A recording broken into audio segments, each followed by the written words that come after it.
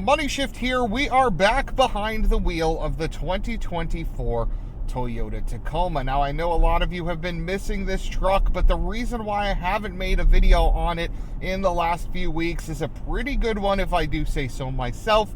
I am a father. Woo! Now, if you've seen some of my shorts, I've shown you guys how an infant car seat fits in the Toyota Tacoma. But yeah, a couple weeks back, my wife gave birth to our firstborn child, and I could not be more excited to be a dad, but because of that, really had to take a pause on generating, creating, and editing videos, especially on the Toyota Tacoma. But in that span of time, some interesting things have happened. Nissan reached out, gave us the keys to the Sentra to do a mini in-depth series on. That's been a ton of fun. More videos to come on that vehicle, and hopefully we can set ourselves up to get some more cars down the line, maybe even a Frontier very soon, so that we can benchmark this Toyota Tacoma against that, because I know a lot of you guys have been wondering how this stacks up to that Frontier, and you've taken an interest to the Frontier, especially because it's still naturally aspirated, where every other pickup truck in this segment now has gone turbo. So, now that you know why I haven't made videos, what is this video about? Well, we have 4,089 miles on the clock, and I want to sort of reset to talk about how my experience has been with this Toyota Tacoma, and then touch on what my plans are for this truck and for this channel in the future. So, just to remind you guys, this is a 2024 Toyota Tacoma with the TRD Off-Road package. You can tell it's an off-road because we got the Meteor tires with the black fender flares, no hood scoop, versus the TRD Sport, which has the hood scoop and the painted flares. My model only has the basic upgrade package, which does add an additional $5,000, but it gives you a host of things, from this updated screen to heated steering wheel to upgraded audio and more. And if you want to find out what more exactly, I have that in another video where we go in depth in each of those features. That brings this truck's grand total to $49,000, and that is the exact reason why I wanted to cover it on this channel. It's no secret, cars are getting more expensive than ever before. The average price of a new vehicle is right around $48,000, and that's a ton of money, and the Toyota Tacoma is no exception to price increases. You guys have commented on it on the channel, but this Toyota Tacoma, as it sits, is $49,000, and that's not cheap. Now, I think that price is justified. Made another video on that entirely, but it remains that it is super expensive. 50 G's is a lot of money to spend on a non-TRD Pro Toyota Tacoma. So I really wanted to buy one, go in depth, give you guys as much content on the 2024 Toyota Tacoma as possible, such that if you were interested in this truck, all your questions were answered. Because there's a lot of channels out there that do really good first drive reviews, or maybe even a day in the life. I'm talking about Tedward, Topher, and those are super valuable reviews, but I wanted to give you a little more than that by providing some additional content, so that if you watched everything, all of their videos, all of my videos, you would leave feeling confident that either this truck was for you or it wasn't for you. So that's what we set out doing. But how has my experience been over the first 4,090 miles? I gotta be honest with you guys, it's been really, really good. This engine is hilarious. Why do I say hilarious? Well, when you increase and go through the gears, you hear turbo spool, you hear a little wastegate, you hear some chatter. Take a listen. And that turbo spool is a really addicting noise. I love the sounds this Toyota Tacoma makes. It makes you feel rugged. It makes it feel fun.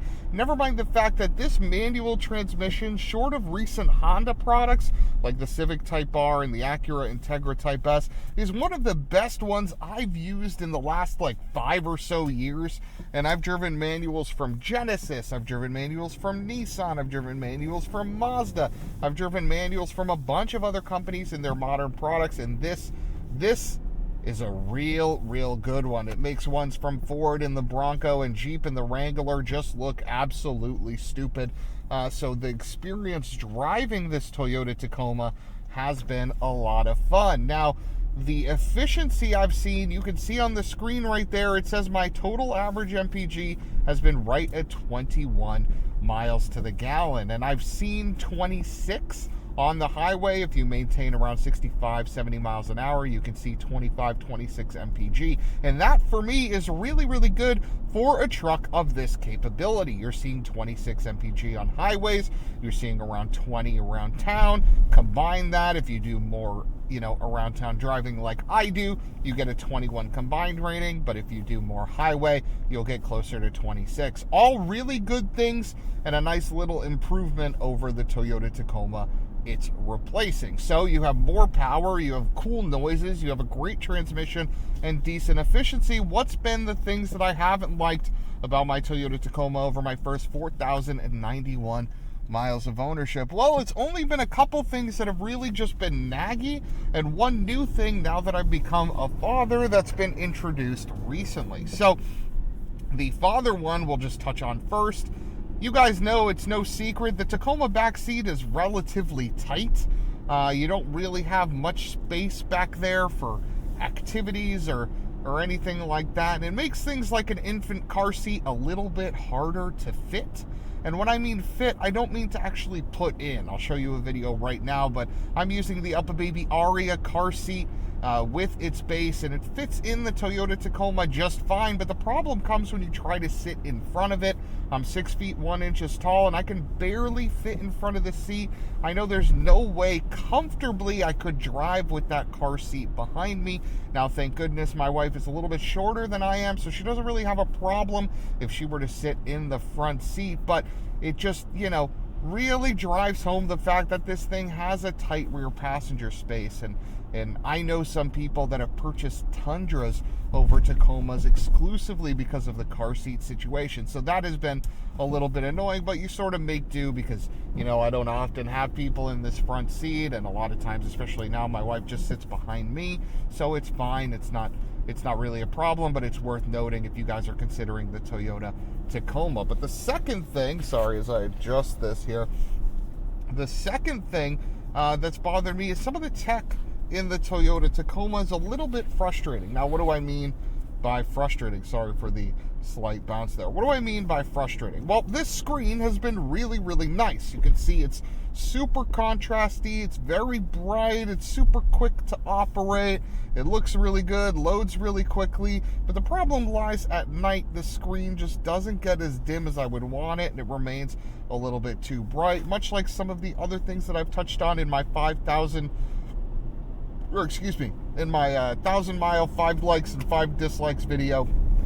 where this screen also has things that just don't dim for whatever reason. They just stay similar brightness to what they are in the day, which is a little bit frustrating at night. So overall, those have been my thoughts. It's been a relatively positive experience, and I don't regret purchasing a Toyota Tacoma. I like it. I've enjoyed my time behind the wheel, and I think if you were to purchase one, you would also have a similar experience. Now, I know the reliability comment can't be answered in 4,093 miles, and obviously I've had zero problems behind the wheel of this truck so far. And to be frank, I actually have a lot of confidence in this 2.4 liter turbo, and I know folks are going to point to the Toyota Tundra, Lexus GX, and that 3.3 twin turbos issues, but Toyota puts this 2.4 liter turbocharged engine in more vehicles than Toyota puts that 3.3 turbo that's in the Tundra. You can find this engine in the Highlander, the Grand Highlander, the Crown, the NX, the RX, so on and so on and so on. That means they put a lot of time in the basis of this engine, and then Toyota took it a step further for the Tacoma to retune it as needed. And I really do think, this will have the standout reliability of Tacomas of yore. Maybe we're not talking about 500,000 miles and above, but I think you'll be able to get 100, 200, maybe even 300,000 miles on it if you just keep up with the maintenance in this truck. I really do have that level of confidence. So where does that leave Money Shift and the Toyota Tacoma for the future? Well, if you're new to the channel, my goal is to cover as many vehicles as possible in as much depth as I possibly can. We've covered things from the Ford Bronco to the Hyundai Kona to the Ford Maverick, and I've purchased these vehicles out of pocket and done a lot of deep dives into them, making 10 or so videos on each of the cars that I've purchased.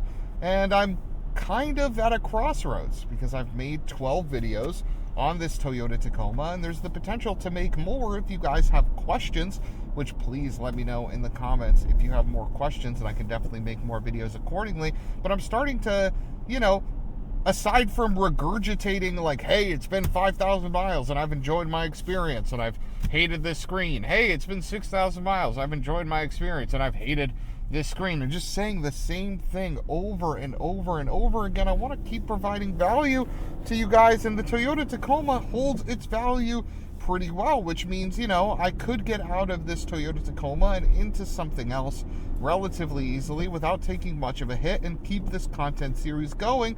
So I'm at a bit of a crossroads, and I want to hear from you. Should we keep the Toyota Tacoma, keep going, keep making content, which please, if you guys have ideas for more videos that I can make on this truck, please do let me know. I would love to hear from you guys. I would love to hear from the community and help out where I possibly can.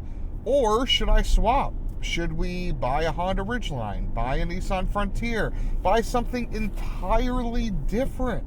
Maybe go the sedan route, get a Hyundai Sonata, get a new Tesla Model 3 Performance. There's so many options because, to be honest, there's so many videos that we can make, that there's so many cars that need extensive coverage past the first drive review, and I want to be able to bring as many of those to you guys as I possibly can. Oh my goodness, we have a really rare bird next to us. That is a green Chevrolet Camaro. That is a super rare color. I wonder if that person knows how rare this Camaro is.